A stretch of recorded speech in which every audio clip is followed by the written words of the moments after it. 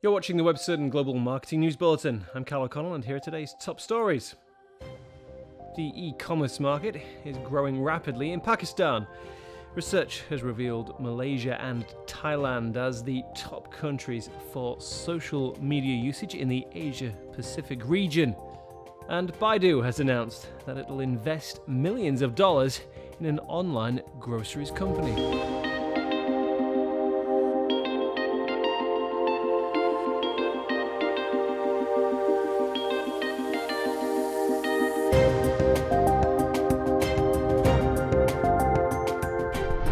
The e-commerce market is growing rapidly in Pakistan. Currently, just 3% of Pakistanis engage in e-commerce, spending around $30 million a year. This figure is expected to explode to $600 million within just 2 years, however, with levels of growth being described as exponential. The rapid growth is being put down to several factors, including rising internet penetration, the falling price of smartphones in the country, and improved infrastructure. Around 30 million people have internet access in Pakistan at the moment, out of a population of around 180 million.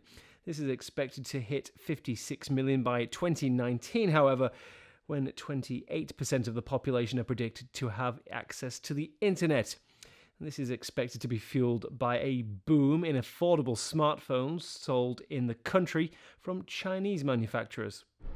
Research by TNS Global has revealed that Malaysia and Thailand are the top countries for social messaging app and social network usage in the Asia-Pacific region.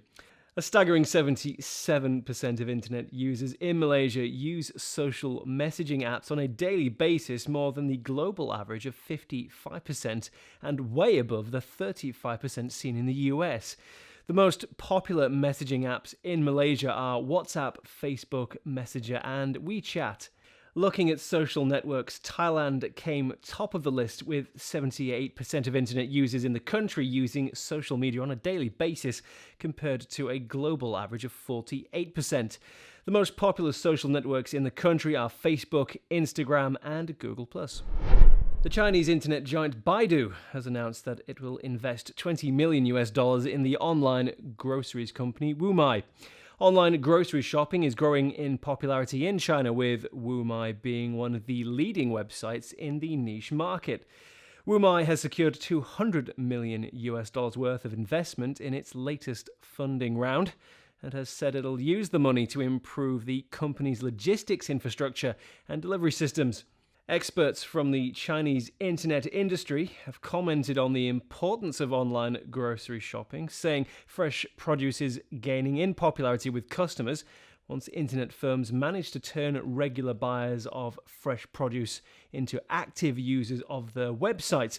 Fresh produce is gaining in popularity with consumers once internet firms manage to turn regular buyers of fresh produce into active users of their websites.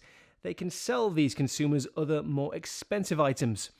Earlier this year, Baidu said that it will be investing over $3 billion in online to offline services in the next 3 years. And according to CEO Robin Li, the company's future lies in services rather than searching. Online to offline services are those which allow users to do real-world activities online, such as taxi hailing, ticket booking, and food delivery apps. News, classifieds, and health websites are the most popular types of websites in Slovenia, according to research by Genius.